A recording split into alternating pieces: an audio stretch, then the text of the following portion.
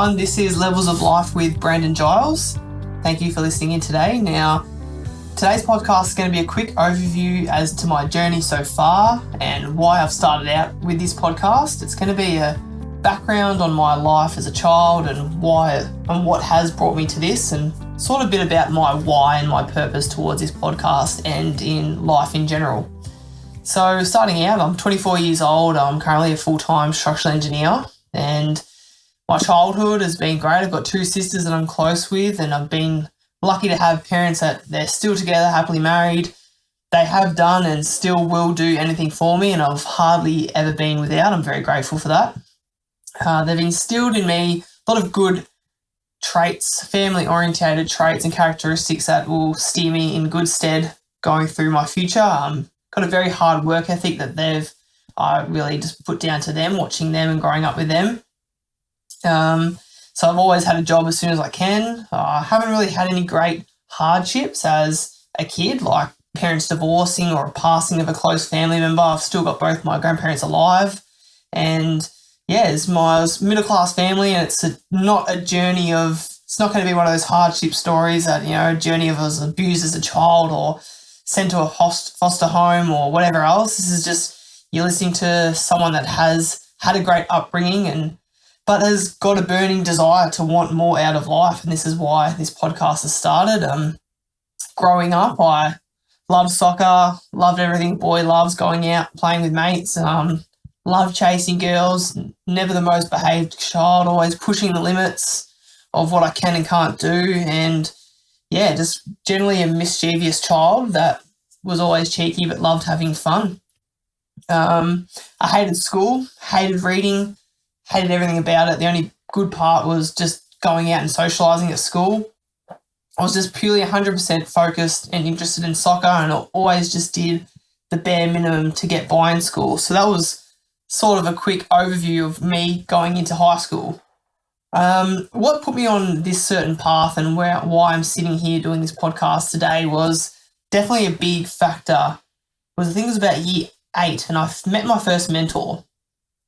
I didn't know it at the time, but this guy has a big impact on my life. And when I met this guy, it was a family friend that our families were just meeting out. I think we met for dinner for the first time, and I was just always as a young kid, just in my own little world, mucking around, just having fun. And this guy really made me turn my head as a kid, and seemed very happy, had an infectious smile, and was really interested in me.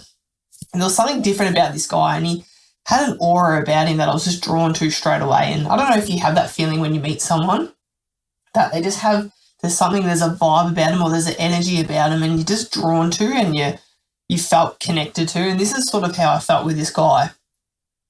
I don't know what it was. It was just something about him that I was like, geez, I want to get to know him more. So, and as a kid and as young, and I still sort of am that now, I just ask those questions that people just think, well, we probably shouldn't ask that, or it's a bit personal, and I was just wanted to chew his ear off. I was like, what do you do? Tell me this, tell me that. And, he told me I'm a structural engineer, I'm a developer, and, he's a funny guy. I really got along well, and I really looked up to him straight away. And one thing about him as well, he was just very fit, like he was an absolute animal. And I was like, geez, this guy's like, he's fit, healthy, like happy, got a nice wife, got great kids. And I just thought, wow, like I wanted to know more about him. I wanted to learn more about him. And so our family and friends got close, and he invited us over to his house for a holiday. And when I was there, it was a pivotal moment. It was a great holiday, but he, showed me his office, showed me his work, showed me what he did, showed me the properties he's owned, showed me how he went about his business, and he had a lovely house and nice, everything was great. And I just looked at him and I was like, geez, there's something about him that I just like. He seems like his life's all sorted out, and he seems very happy, and I wanted to go down that path. I was like, geez, that's something I would like. And this is just a young kid, 14, just had no thought about goals or ambitions or anything like that. And this mentor of mine really shaped that for me. So after that holiday, he spoke to me and told me what he did. He said he's a structural engineer. I studied at RMIT for 4 years. I did this course, and then I did this and this. And So I got back home, and it was the first term of year 9. And mind you, I hated school, hated everything about reading. School was just, hated it. And year 9 coming, my teacher was shocked because she goes, all right, you got to figure out what course you want to do for the rest of the year. And she looked at me and she goes, who knows what he wants to do? But I said, no, miss, like, give me the book right now. I know what I'm doing. And I looked at those courses and I went down RMIT and I was like, okay, this is an 88 ATAR.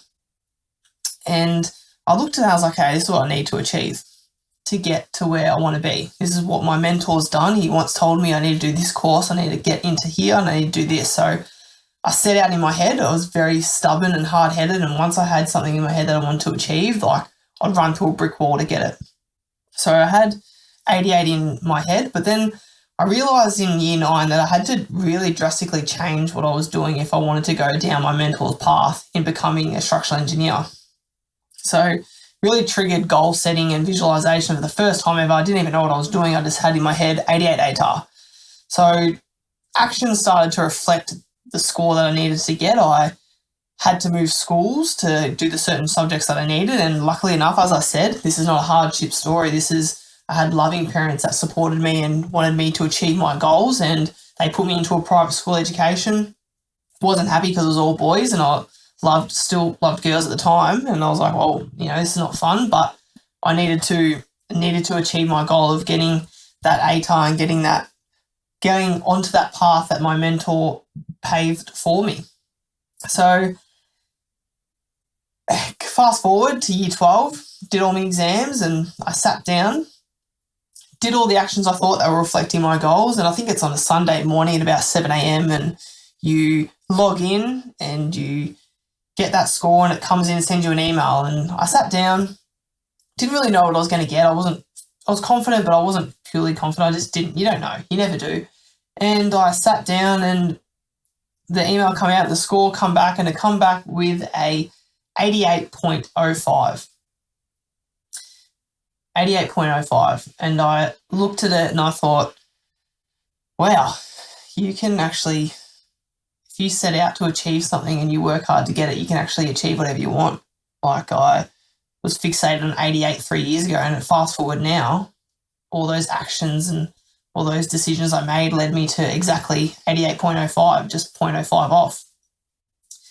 This is what really was a turning point in my passion for self-development, personal health, reading books. I suddenly got interested in reading non-fiction books about improving yourself or anything improvement related, health, wealth, love, happiness is what my podcast is themed on now, but really put me on that path. And I thought, okay, I can achieve this and get into uni now. I can just get a uni degree and get my degree and start working. And got into uni and quickly realised that it was going to be another big slog. So first week already not following my intuition, but signs that were coming that I should have focused more on, but I didn't. So the first week or two I already made a lot of friends, very social, enjoyed that part of it, but then studied really hard to do the theory side of it and got into my first test and met this girl, very close, hit it off straight away, sat next to each other on the test, and I was confident because I studied a lot for it. And once I got started, I knew absolutely nothing, like just nothing was going in. I was like, I wasn't remembering anything. I was like, Jesus, this 4-year uni degree is not going to be as easy as I thought it would be. There's no mucking around, no nothing. You got to really put your head down. I thought, okay, I can do that. I did that in year 12. But funnily enough, like the person I met, like this girl was just random that we met, we hit it off, and she looked at me and she was done after 10 minutes. And she just gave me those eyes and be like, give me your paper. I'm going to do your test now. I want to help you out. You're a good kid. Let's do it. And she didn't even say those words. This was just, you could talk. You can see a lot of when a girl looks you in the eyes, you can tell a lot about it. And she was like, give me that paper. Let's go. And literally taught the paper, did the test for me. And since then, I was like, I'm forever grateful for her. But the message was that, like, if I followed my intuition, my gut, that my strengths in uni were meeting people, socialising, doing talks, and look, I had opportunities to go overseas to study and to do public speaking courses or things like that, things that I was interested in, leadership courses, and I just thought, nah, it's not aligned with my goal. I need to study hard every day to get my engineering course. And these were strengths that I was missing because my main motivation was becoming a structural engineer. So I was always the head of the leader in our group assignments.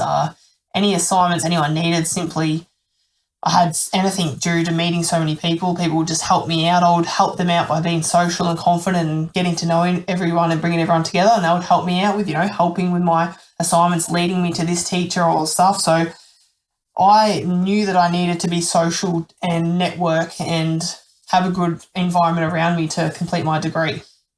And successfully, I graduated with honours, and it got me the job.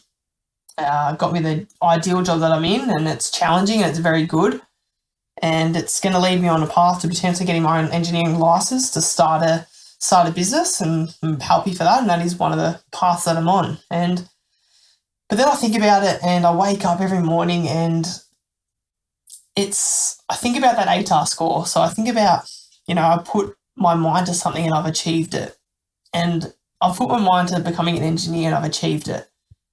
But I don't have that burning desire, and I think it's not enough. I enjoy what I do, but I feel like I can achieve a lot more out of life, and this is why this podcast has started. So, for example, that ATAR score, imagine if I just had a vision of 95 ATAR instead of 88.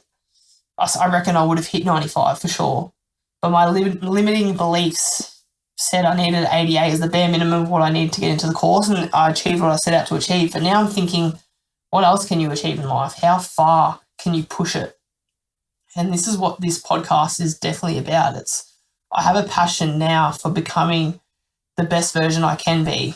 I want to be the most successful businessman I can. I want to be the most financially free I can, the most wealthiest I can be, so I can live a life that I want. I want to be the best husband to my wife. I want to learn about that. I really want to be the most loving father to my kids. Like, there's every aspect of my life that I really want to squeeze out of and really push my potential and see how far I can go. Whether it's health, wealth, love, happiness, I want to be the most successful person I can be. And I know that to not only to be able to help myself, but to help others in the way that I want to be, I need to do more. And this is what this podcast is about. It's about inviting and speaking to successful people in a range of industries, whether it's business, health, love, happiness, what it means to be happy, what it means to love. And I want to get all these experts and bring them closer into my social circle to grow and to become the best version I can. I want to have it all in life, and I believe we can all have it all in life. Like, I want to connect with these experts and successful people to help grow and help serve as many people as I can along the journey. I was already going to be on this path anyway, so I thought I might as well do a podcast so someone else can hear it and someone else can learn along the way with me.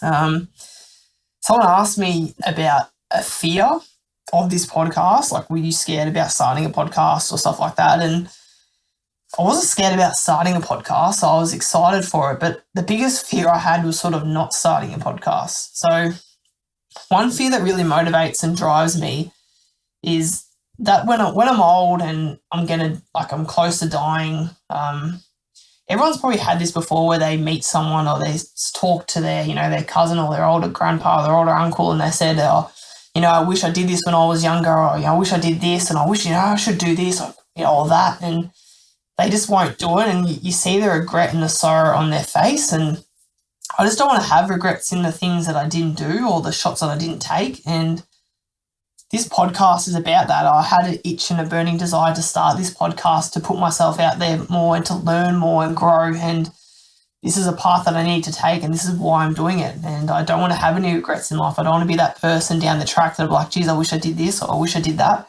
I want to leave no stone unturned. And it's reflective of another sign that really reassures me that I should be doing this podcast is I've got a story from a podcast recently, well, not recently, but a while ago, that's really stuck with me. And this guy has a story that he plays in his head all the time when he's doing things and reaching goals and trying to strive to do new things. And it's similar to the fear of regret, but he goes, I picture myself, when I die, I go see God and God shakes my hand and he goes, thank you for coming. Thanks for living on this earth. And I want, just before you go and enjoy your afterlife, I want to introduce you to someone that I set out for you to be. And he goes, my biggest fear is when God shows me that person. He goes, my biggest fear is that I don't recognize him. Hell for him is that person that he just has no idea what he looks like. And he goes, the best version in heaven in his regard is when God introduces him to that person that he was set out to be. It's a mirror image of himself. And that's similar to striving to be the best that you want to be and trying to really squeeze out all of life that you can.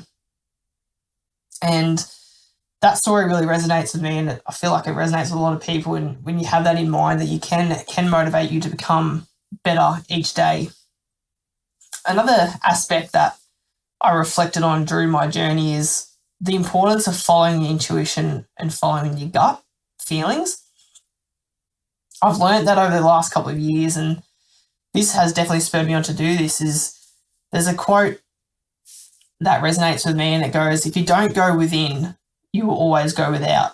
So there's a lot of stages through my uni of, leadership positions that I've had throughout school. I was always captain of my soccer team, or I was always the speaker in public groups or public scenes and assignments, and all those things I pushed aside because I had to focus on studying to become an engineer. And now that I've sort of started to really take in and follow your intuition, following your gut feeling, it's leading me onto a different path that I feel is more self-fulfilling. And the saying is, if you don't go within, you will always go without. It means that if you're not following your intuition or you're not following your gut feeling, you're not going to be fully satisfied or fulfilled in your life. And this quote goes well with one thing that I've learned throughout this journey so far. And it's one thing that matters the most, I believe. And it's a question that everyone should think about at a certain time and frequently. It's, what do you think about yourself when you are by yourself?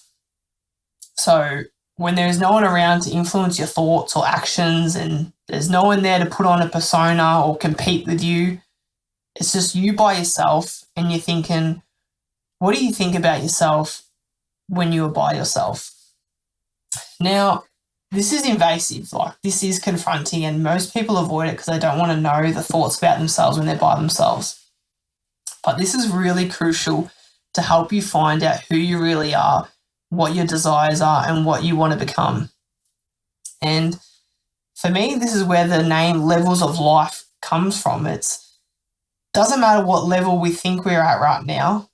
All that matters is that we can be better than we were yesterday. So those thoughts are by yourself that, I'm not really happy with the way I look, or I'm not really happy with my job, or, this relationship I'm in right now, it's really harming me, it's not hurting me, or I really wish I could be better for this person. Those thoughts that you have when you're by yourself, they're crucial signs to be like, okay, I can be better. I can work on myself, and I can become a better version. And it's not easy. These thoughts aren't easy. They aren't easy to deal with, and change is tough. But what I want to know, and what I want to get the purpose out of this podcast is, it's wherever you are today, it's never too late to be better than you were yesterday. So you could be a young kid right now thinking, I don't know, have no idea what I want to do. Got no idea, but I know that I can be better than I was yesterday. Or you might be thinking, it's too late right now, I'm 45, 50 or 60, whatever, and you go, nah, it's too late to do that. It's too late to do that. I'm old now. But it's not. You can always be better than you were yesterday. And look, I truly believe that anyone can achieve anything they set out to achieve, that anyone can be better than the person they were yesterday. It's that incremental growth and that development that can strive you to become a more fulfilling and healthy life. And now I'm not saying that you have to change your whole life or reinvigorate everything, but just think of one thing that you want to do, that you want to improve on. And this is sort of what my podcast is all about. It's trying to help myself become a better version of myself in all aspects of my health, wealth, love, and happiness. And it's out here for the public so that someone else can, if they listen to this once a week or just pitch in, or a mate listens to it and he gets something out of it, or he goes, oh, that week was interesting, I learned this that I might adopt into my life, or it's made me question, should I be doing this or should I be doing that? And if it helps one person each week, then mate, that's just made my day, because I know it's helping me on my journey, and I want to help serve as many people as I can. It's like I'm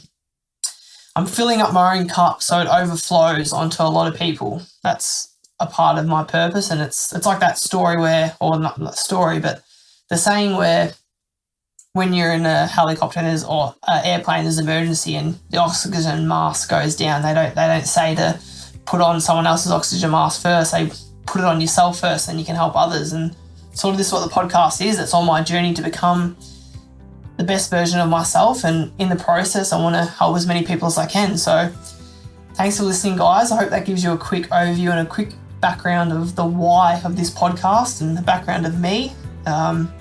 If you have any questions, please message me on all socials, Instagram, Facebook. I'm Brandon Giles. Or if you're interested in this story and this journey, and you want to pursue yourself to become the best version that you can, better than you were each day, incremental growth, then subscribe to my podcast. I'm on YouTube, Apple Podcasts and Spotify. So thank you for your time, and have a great week, guys. Brandon out.